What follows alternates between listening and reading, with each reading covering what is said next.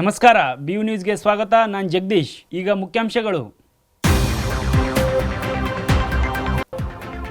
ಬೆಂಗಳೂರು ವಿಶ್ವವಿದ್ಯಾಲಯದ ಗಾಂಧಿ ಅಧ್ಯಯನ ಕೇಂದ್ರದಲ್ಲಿ ಹುತಾತ್ಮರ ದಿನಾಚರಣೆ ಅಂಗವಾಗಿ ರಾಗಂ ಅವರ ಗಾಂಧಿ ದ ಲಾಸ್ಟ್ ಡೇಸ್ ಕೃತಿ ಬಿಡುಗಡೆ ಸಮಾರಂಭ. ಬೆಂಗಳೂರು ವಿಶ್ವವಿದ್ಯಾಲಯದ ದೈಹಿಕ ಶಿಕ್ಷಣ ವಿಭಾಗದ ಪ್ರಥಮ ವರ್ಷದ ವಿದ್ಯಾರ್ಥಿಗಳಿಗೆ ಸ್ವಾಗತ ಸಮಾರಂಭ. ಬೆಂಗಳೂರು ವಿಶ್ವವಿದ್ಯಾಲಯ ಅಂಬೇಡ್ಕರ್ ಅಧ್ಯಯನ ಕೇಂದ್ರದಲ್ಲಿ ಮೂಕನಾಯಕ ಪತ್ರಿಕೆಯ 104ನೇ ವರ್ಷಾಚರಣೆ. GFX ಸ್ಪರ್ಧೆಯಲ್ಲಿ ವಿದ್ಯುನ್ಮಾನ ಮಾಧ್ಯಮ ವಿಭಾಗದ ವಿದ್ಯಾರ್ಥಿ ಶ್ಯಾಮ್ಗೆ ಪ್ರಥಮ ಸ್ಥಾನ. ಪರೀಕ್ಷೆ ಹಾಗೂ ಮೌಲ್ಯಮಾಪನ ಪ್ರಕ್ರಿಯೆ ಕುರಿತು ಪ್ರಾಧ್ಯಾಪಕರಿಗೆ 1 ದಿನದ ಕಾರ್ಯಾಗಾರ. UGC ನೆಟ್ ಹಾಗೂ ಕೆಸೆಟ್ ಪೂರ್ವಭಾವಿ ತರಬೇತಿಯಲ್ಲಿ ಭಾಗಿಯಾದ ವಿದ್ಯಾರ್ಥಿಗಳಿಗೆ ಪ್ರಮಾಣಪತ್ರ ವಿತರಣೆ. ಕನ್ನಡ ಕನ್ನಡಿಗ ಕರ್ನಾಟಕ ದಶೋಪನ್ಯಾಸ ಮಾಲಿಕೆ ಸಮಾರೋಪ ಸಮಾರಂಭ. ಬೆಂಗಳೂರು ವಿಶ್ವವಿದ್ಯಾಲಯದ ರಾಜ್ಯಶಾಸ್ತ್ರ ವಿಭಾಗಕ್ಕೆ 50ರ ಸಂಭ್ರಮ. ವಿಜ್ಞಾನ ವಿದ್ಯಾರ್ಥಿಗಳ ಮನಸ್ಸೆಳೆಯುವ ಬೆಂಗಳೂರು ವಿಶ್ವವಿದ್ಯಾಲಯದ ಪ್ರಾಣಿಶಾಸ್ತ್ರ ವಸ್ತು ಸಂಗ್ರಹಾಲಯ. ವಿದ್ಯಾರ್ಥಿಗಳಿಗೆ ಸಂಭ್ರಮದ ಸ್ವಾಗತ. ವಾರ್ತೆಗಳು ವಿವರವಾಗಿ. ಹುತಾತ್ಮರ ದಿನಾಚರಣೆ ಅಂಗವಾಗಿ ಡಾಕ್ಟರ್ ರಾಜಶೇಖರ್ ಮಠಪತಿ ಬರೆದಿರುವ ಗಾಂಧಿ ದ ಲಾಸ್ಟ್ ಡೇಸ್ ಕೃತಿ ಬಿಡುಗಡೆ ಸಮಾರಂಭವನ್ನು ಬೆಂಗಳೂರು ವಿಶ್ವವಿದ್ಯಾಲಯದ ಗಾಂಧಿ ಅಧ್ಯಯನ ಕೇಂದ್ರದಲ್ಲಿ ಏರ್ಪಡಿಸಲಾಗಿತ್ತು. ರಾಗಂ ಅವರ ಗಾಂಧಿ ದ ಲಾಸ್ಟ್ ಡೇಸ್ ಕೃತಿ ಬಿಡುಗಡೆ ಮಾಡಿ ಮಾತನಾಡಿದ ನಾಡೋಜ ಡಾಕ್ಟರ್ ಮನು ಬಳಿಗಾರ್, ಈಗಿನ ಯುವಕರಲ್ಲಿ ಅರಾಜಕತೆ ಮೂಡಿದೆ.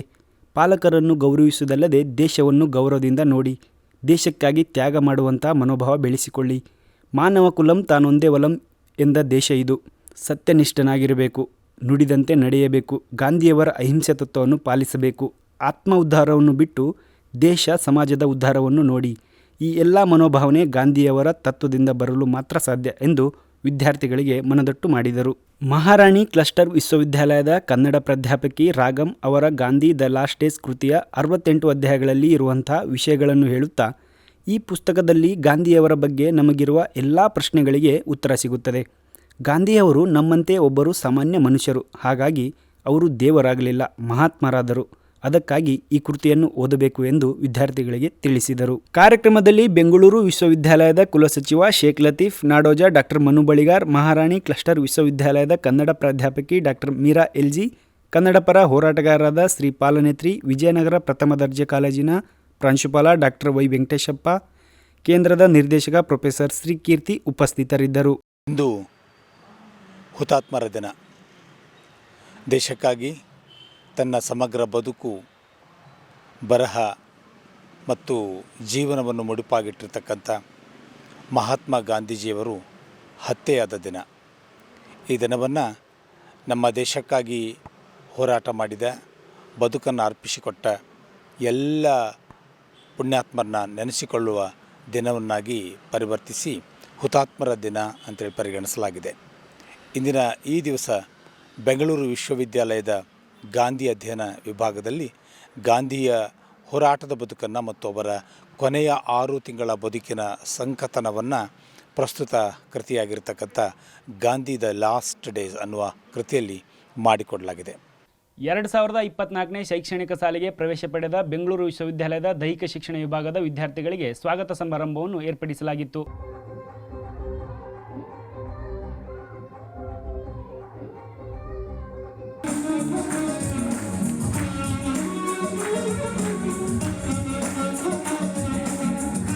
ಕಾರ್ಯಕ್ರಮದಲ್ಲಿ ಮುಖ್ಯ ಅತಿಥಿಯಾಗಿ ಆಗಮಿಸಿದ್ದ ಗ್ರೇಟ್ ಸ್ವಾನ್ ಪ್ರಕಾಶಕ ಸುಬ್ರಹ್ಮಣ್ಯ ಮಾತನಾಡಿ, ದೈಹಿಕ ಶಿಕ್ಷಣ ತರಬೇತುದಾರನಿಗೆ ಇರಬೇಕಾದ ಅರ್ಹತೆ ಪ್ರಾಮುಖ್ಯತೆ ಕುರಿತು ತಿಳಿಸಿದರು.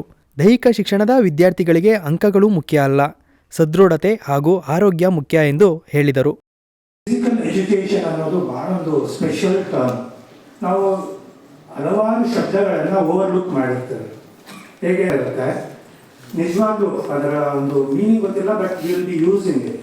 ಹಾಗೆ ಫಿಸಿಕಲ್ ಎಜುಕೇಷನ್ ಅನ್ನೋದೇ ಬಹಳ ಒಂದು ದೊಡ್ಡ ವಿಷಯ. ನಾನು ಕೆಲವೊಂದು ಶಬ್ದಗಳನ್ನು ಹೇಳ್ತೇನೆ. Fitness trainer, counsellor, taskmaster, rulebook, athlete or a sport person, teacher. ಈ ಎಲ್ಲ ಶಬ್ದಗಳನ್ನು ಮೈಗೂಡಿಸಿಕೊಂಡಿರುವವನು ದೈಹಿಕ ಶಿಕ್ಷಕ. ಕಾರ್ಯಕ್ರಮದಲ್ಲಿ ದೈಹಿಕ ಶಿಕ್ಷಣ ವಿಭಾಗದ ನಿರ್ದೇಶಕರಾದ doctor PC Krishnaswamy, doctor KK Amarnath, doctor Ramesh H Kittur ಹಾಗೂ ವಿದ್ಯಾರ್ಥಿಗಳು ಉಪಸ್ಥಿತರಿದ್ದರು. ಬಾಬಾ ಸಾಹೇಬ್ ಡಾಕ್ಟರ್ BR ಅಂಬೇಡ್ಕರ್ ಆರಂಭಿಸಿದ ಮೂಕನಾಯಕ ಪತ್ರಿಕೆಯ 104ನೇ ವರ್ಷಾಚರಣೆ ಪ್ರಯುಕ್ತ ತಳ ಸಮುದಾಯಗಳು ಮತ್ತು ಮುಖ್ಯವಾಹಿನಿ ಮಾಧ್ಯಮ ಅಂದು ಇಂದು ಕಾರ್ಯಕ್ರಮವನ್ನು ಬೆಂಗಳೂರು ವಿಶ್ವವಿದ್ಯಾಲಯದಲ್ಲಿ ಆಯೋಜಿಸಲಾಗಿತ್ತು. ಇದೇ ಸಂದರ್ಭದಲ್ಲಿ ಅಂಬೇಡ್ಕರ್ ವಾದ ಮಾಸಪತ್ರಿಕೆಯನ್ನು ಬಿಡುಗಡೆ ಮಾಡಲಾಯಿತು. ಅಂಬೇಡ್ಕರ್ ವಾದ ಮಾಸಪತ್ರಿಕೆಯ ಸಂಪಾದಕರು ಮಾತನಾಡಿ, ಬಾಬಾ ಸಾಹೇಬ್ ಅಂದ ತಕ್ಷಣ ನಮಗೆ ನೆನಪಾಗುವುದು ಸಂವಿಧಾನ ಶಿಲ್ಪಿ, ಸಾಮಾಜಿಕ ಹೋರಾಟಗಾರ, ಅರ್ಥಶಾಸ್ತ್ರಜ್ಞ, ಈ ದೇಶ ಕಂಡ ಅಪ್ರತಿಮ ಪತ್ರಕರ್ತ.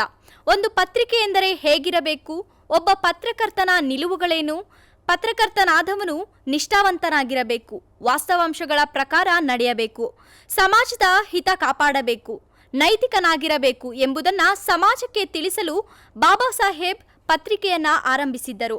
ಆದರೆ ಈಗ ಇವು ಯಾವುವೂ ಇಲ್ಲಿ ಇಲ್ಲ, ಎಲ್ಲ ವ್ಯವಹಾರ ಆಗಿದೆ. ಭಾರತದಲ್ಲಿರುವ ಪತ್ರಕರ್ತರು ಬಾಬಾ ಸಾಹೇಬರನ್ನ ಪ್ರೇರಣೆಯಾಗಿ ತೆಗೆದುಕೊಂಡು ಪತ್ರಿಕೋದ್ಯಮದ ನಿಲುವನ್ನ ಕಾಪಾಡಬೇಕು ಎಂದರು. ಪ್ರಕಾಶಕಿ ಡಾಕ್ಟರ್ ಮಮತಾ KN ಮಾತನಾಡಿದರು. ಪತ್ರಿಕೋದ್ಯಮ ನಾವು ಅವತ್ತು ನೋಡೋದಕ್ಕೂ ಮತ್ತು ಇವತ್ತು ನೋಡೋದಕ್ಕೂ ತುಂಬಾ ರೀತಿಯಾದ ಬದಲಾವಣೆಗಳನ್ನು ನಾವು ಗಮನಿಸಬಹುದು. ಸೊ ಆಗ ಪತ್ರಿಕೋದ್ಯಮ ಅಂತಂದ್ರೆ ಒಂದು ಝೀಲ್ ಇಟ್ಕೊಂಡು, ಅಂದ್ರೆ ಒಂದು ಸಮಾಜದಲ್ಲಿ ಒಂದು ಬದಲಾವಣೆಯನ್ನು ತರಬೇಕು, ಆಮೇಲೆ ಹೋರಾಟಗಳನ್ನ ಮತ್ತೆ ಅವೇರ್ನೆಸ್ ನ ಕ್ರಿಯೇಟ್ ಮಾಡೋದಕ್ಕೆ ತುಂಬಾ ಕನ್ಸ್ಟ್ರಕ್ಟಿವ್ ಆಗಿ ನಾವು ಬಳಸ್ತಾ ಇದ್ದಂತ ಒಂದು ಅಸ್ತ್ರ.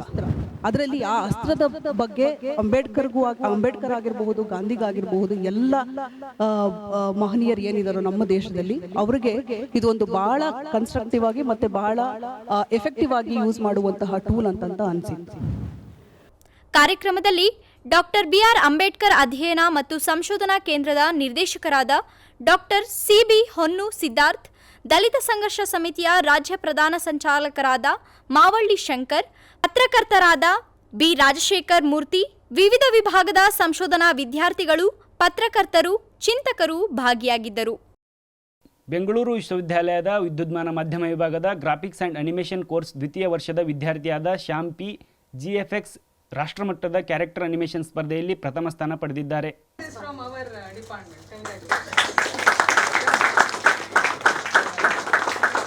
Hello, my name is Shyam and I am studying in Bangalore University in Graphics and Animation course. Now I have participated in GFX Bangalore program conducted by Abbey Foundations, and I have participated in the program for the character animation competition and won the first prize. And I want to thank my department, my friends and teachers for that, and also my friends, and thank you.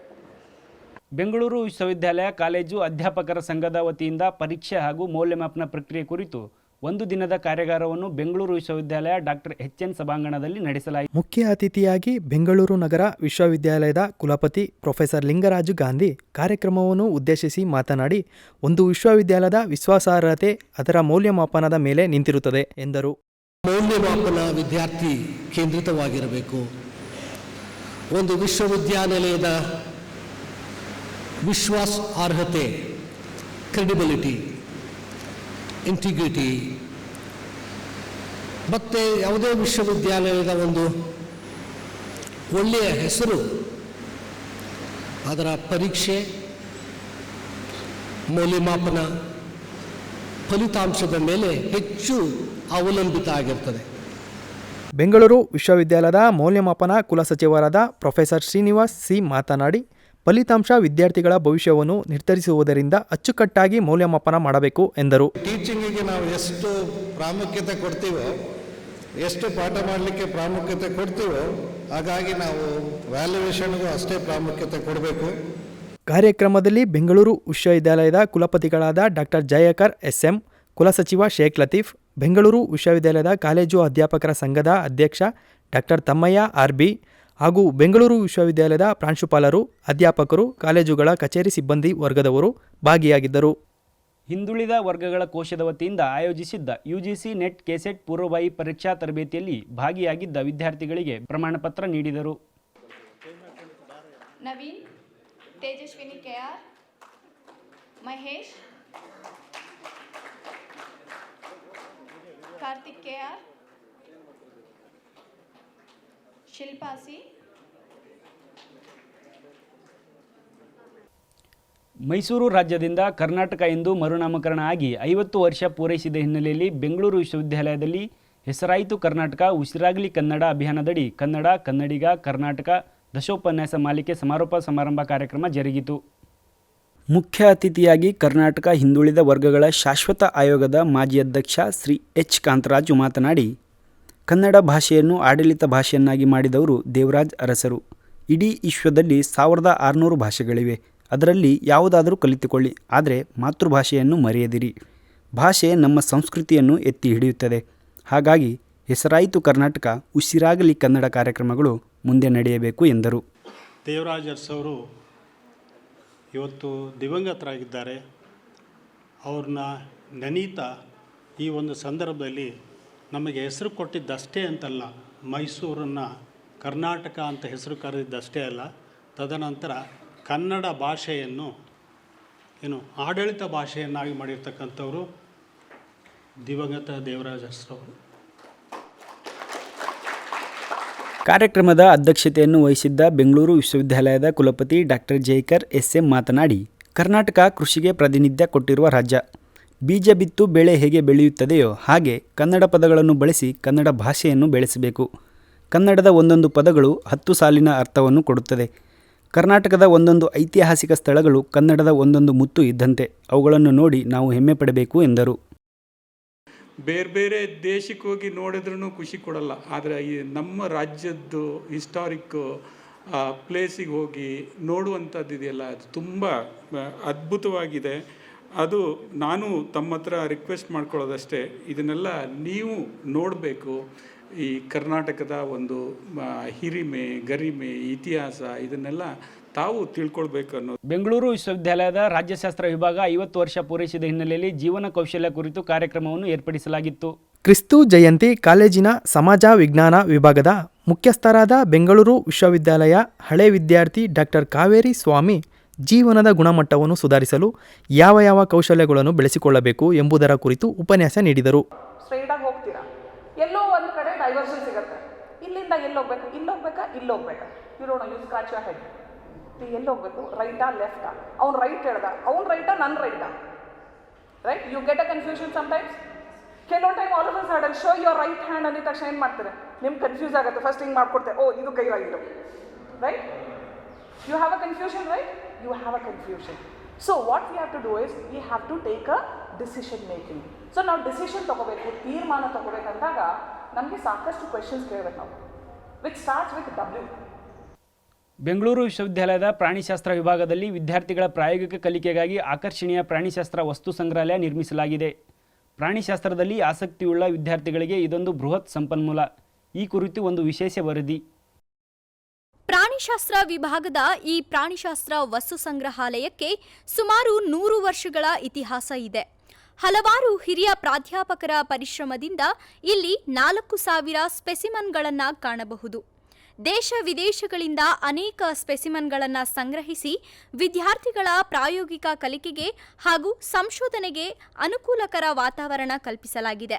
ವಿವಿಧ ಪ್ರಭೇದಗಳ ನಕ್ಷತ್ರ ಮೀನುಗಳು, ಚಿಟ್ಟೆಗಳು, ಆನೆಯ ಪೂರ್ವಾವಸ್ಥೆ ಹೀಗೆ ವಿದ್ಯಾರ್ಥಿಗಳಿಗೆ ಕುತೂಹಲ ಮೂಡಿಸುವ ಹೇರಳ ವೈಜ್ಞಾನಿಕ ವಿಷಯಗಳ ಆಗರ ಇದಾಗಿದೆ. ಪ್ರಾಣಿಶಾಸ್ತ್ರ ವಿಭಾಗ ಈ ವಸ್ತು ಸಂಗ್ರಹಾಲಯವನ್ನು ಅಚ್ಚುಕಟ್ಟಾಗಿ ನಿರ್ವಹಿಸುತ್ತಿದೆ. ಇದು ತುಂಬ ಅಚ್ಚುಕಟ್ಟಾಗಿ ಸುಮಾರು ಇದಕ್ಕೆ 100 ವರ್ಷಕ್ಕೂ ಮಿಗಿಲಾದ ಇತಿಹಾಸ ಇದೆ.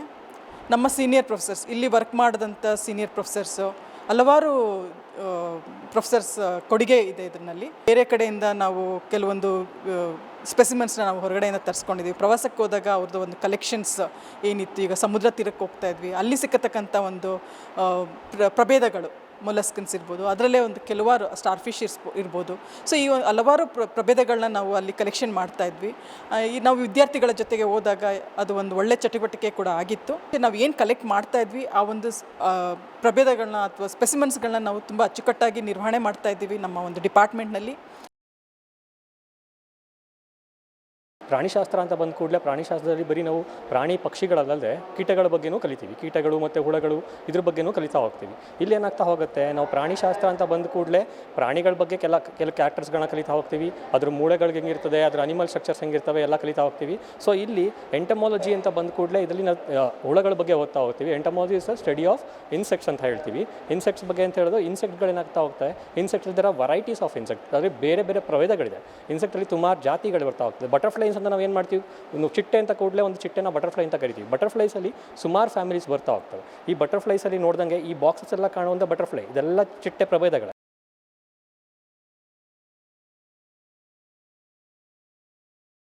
ಈ ಡಿಪಾರ್ಟ್ಮೆಂಟಿಗೆ ಸೇರಿದ ಮೇನ್ ಉದ್ದೇಶ ಏನಂತ ಅಂದರೆ ಎಕ್ಸ್ಪೋಜರ್ ಚೆನ್ನಾಗಿ ಸಿಗುತ್ತೆ ಅಂತ. ಬಿಕಾಸ್ ಯೂನಿವರ್ಸಿಟಿ ಲೆವೆಲಲ್ಲಿ ಓದುವಾಗ ನಮಗೆ ಸ್ಪೆಸಿಮೆನ್ಸ್, ಇವಾಗ ಜನರಲಿ ನಾವು ಝುವಾಲಜಿ ಸ್ಟೂಡೆಂಟ್ಸ್ ಆಗಿರೋದ್ರಿಂದ ಪ್ರತಿಯೊಂದು ಆರ್ಗ್ಯಾನಿಸಮ್ನ ಬುಕ್ಕಲ್ಲಿ ಓದೋದಕ್ಕಿಂತ ಜನರಲಾಗಿ ನೋಡಿ ಅನಲೈಸ್ ಮಾಡಿ ಅದನ್ನು ಐಡೆಂಟಿಫೈ ಮಾಡೋ ಎಬಿಲಿಟಿ ನಮಗಿರಬೇಕು. ಯಾಕಂದರೆ ಸ್ಕೂಲ್ ಲೆವೆಲಿಂದ ಓದ್ಕೊಂಬಂದಿರ್ತೀವಿ, ಬಟ್ ಆದರೆ ಸ್ಕೂಲ್ ಲೆವೆಲ್ ಅಥವಾ PU ಲೆವೆಲ್ ಅಲ್ಲಾದರೆ ಪ್ರಾಕ್ಟಿಕಲ್ ಎಕ್ಸ್ಪೋಜರ್ ಇರುತ್ತೆ, ಬಟ್ ನಾಟ್ ಆಸ್ ಜಾಸ್ತಿ ಎಕ್ಸ್ಪೋಜರ್ ಸಿಗೋದಿಲ್ಲ ನಮ್ಗೆ ಅಲ್ಲೆಲ್ಲ. ಅಲ್ಲಿ ಜಸ್ಟ್ ಬುಕ್ಕಲ್ಲಿ ನೋಡ್ತೀವಿ ಈ ಥರ ಇರುತ್ತೆ ಕ್ಯಾರೆಕ್ಟರ್ಸ್ ಅಂತ ಮಾತ್ರ ನಾವು ಅಲ್ಲಿ ಅನಲೈಸ್ ಮಾಡಿ ಬಿಟ್ಬಿಡ್ತೀವಿ. ಅಂದರೆ ಫ್ಯೂಚರಲ್ಲಿ ನಮಗೂ ಗೊತ್ತಾಗುತ್ತೆ, ಯಾಕಂದರೆ ನಾವು ಝುವಾಲಜಿ ಸ್ಟೂಡೆಂಟ್ಸ್ ಆಗಿರೋದ್ರಿಂದ ನಮ್ಮ universe is completely filled with plants and animals. ಪ್ರಥಮ ವರ್ಷಕ್ಕೆ ಸೇರ್ಪಡೆಯಾದ ವಿದ್ಯಾರ್ಥಿಗಳಿಗೆ ಹಿರಿಯ ವಿದ್ಯಾರ್ಥಿಗಳಿಂದ ಸ್ವಾಗತ ಕೋರುವ ಸಮಾರಂಭವನ್ನು ಪ್ರಾಣಿಶಾಸ್ತ್ರ ವಿಭಾಗದಲ್ಲಿ ಆಯೋಜಿಸಲಾಗಿತ್ತು. ಕಾರ್ಯಕ್ರಮದಲ್ಲಿ ವಿಭಾಗದ ಮುಖ್ಯಸ್ಥರಾದ ಡಾಕ್ಟರ್ BP ಹರಣಿ ವಿದ್ಯಾರ್ಥಿಗಳನ್ನು ವಿಭಾಗಕ್ಕೆ ಆತ್ಮೀಯವಾಗಿ ಬರಮಾಡಿಕೊಂಡರು. ಸಮಾರಂಭದಲ್ಲಿ ಪ್ರಾಧ್ಯಾಪಕರು, ವಿದ್ಯಾರ್ಥಿಗಳು ಭಾಗಿಯಾಗಿದ್ದರು.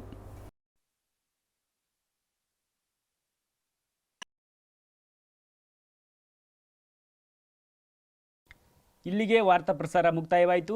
ಬೆಂಗಳೂರು ವಿಶ್ವವಿದ್ಯಾಲಯದ ವಾರದ ಸುದ್ದಿಗಾಗಿ ನೋಡ್ತಾ ಇರಿ BU ನ್ಯೂಸ್. ಇಷ್ಟೊತ್ತು ಸುದ್ದಿ ಓದಿದ್ದು ನಾನು ಜಗದೀಶ್.